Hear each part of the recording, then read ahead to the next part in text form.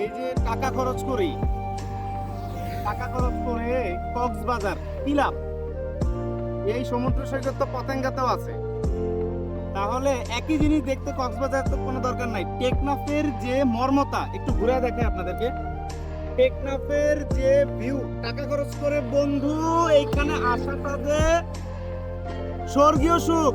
যারা আসে নাই তাদেরকে ডেডিকেট করতেছি, না আসাটা অনেক ভুল হয়েছে। টাকা তো জীবনে বহুত কামাইতে পারবা, খরচ করার সময় পাবা না। যখন টাকা কামাবা তখন সময় পাবা না, কিন্তু খরচ করতে চাইবা, কিন্তু বন্ধু পাইবা না।